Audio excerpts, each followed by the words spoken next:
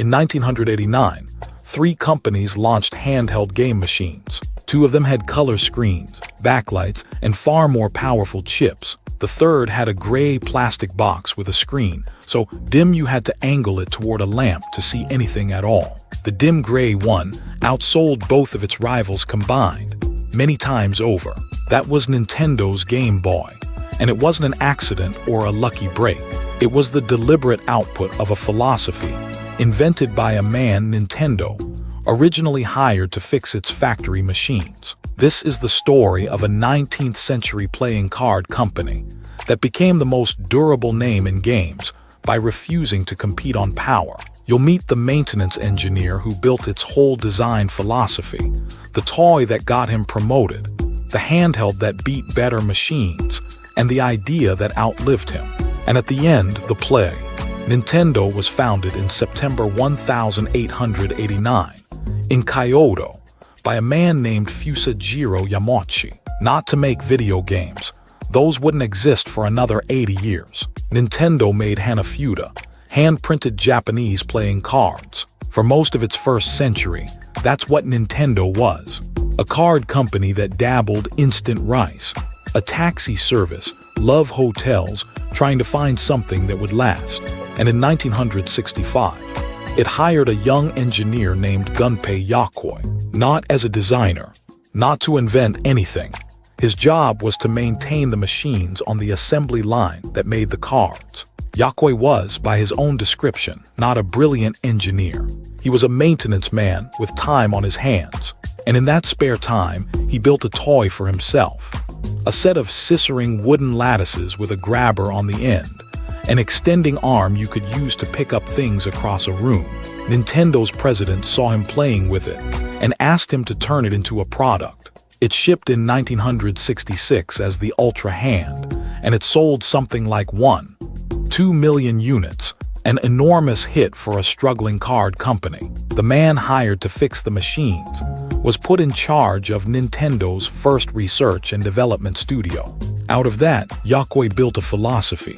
In Japanese, it's karata, jujutsu no suihei shiko, usually translated as lateral thinking with withered technology. The translation is unfortunate because withered sounds like an insult. Yokoi meant it the way you'd talk about seasoned wood or aged whiskey. Technology that has matured, chips and screens that are years old, thoroughly understood, mass-produced by the ton, and therefore dirt cheap and almost impossible to break. The lateral thinking is the other half. Take that boring, mature, cheap technology and find a use nobody has thought of. Don't ask, how do we build the most powerful machine? Ask, what new thing can we do with the parts everyone else considers finished? It is the opposite of how the technology industry keeps score. And it worked twice spectacularly. The first proof came from a calculator, by Yokoi's own account. He was on a bullet train and watched a bored businessman killing time by poking at the buttons of a pocket calculator. Calculator screens were, by 1980, deeply withered technology. Cheap monochrome LCDs made by the millions. So Nintendo bought them by the crate and turned them into the game and watch. A single game, plus a clock, in something the size of a wallet. It sold about 43 million units. Nintendo's first real global electronic success came from the least impressive display technology available. Then in 1989, the Game Boy, and every specification was the wrong one on purpose. A monochrome screen when rivals had color. No backlight when rivals were lit.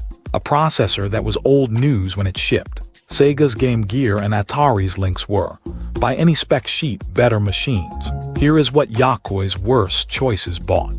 A machine that ran for 10 hours or more on 4 AA batteries, when the Game Gear drained 6 in about 4.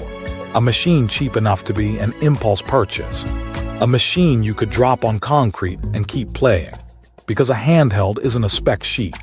It's a thing you use on a bus, in a car, in a bed with the lights off. And there, battery life and price and durability aren't compromises. They are the product.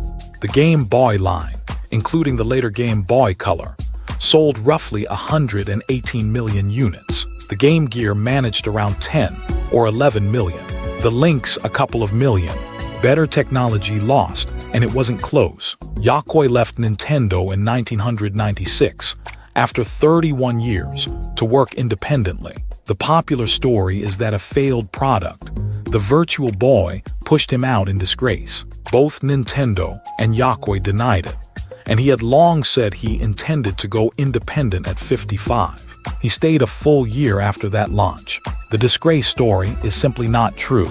He died in a roadside traffic accident in October 1997. Shigeru Miyamoto designed his gravestone, and then his idea kept winning without him. In 2006, Nintendo launched the Wii, a console barely more powerful than the one before it, badly outgunned by the PlayStation 3 and the Xbox 360. It competed on a completely different question, not how real can the graphics look, but what if you just moved your arm? The Wii sold over 100 million units and outsold both of the more powerful machines. Satoru Iwata said plainly where that came from.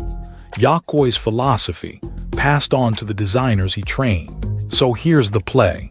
Don't fight where the strong are strong. When everyone in your market is racing along the same axis, faster, sharper, more powerful, that race is already lost to whoever has the most money.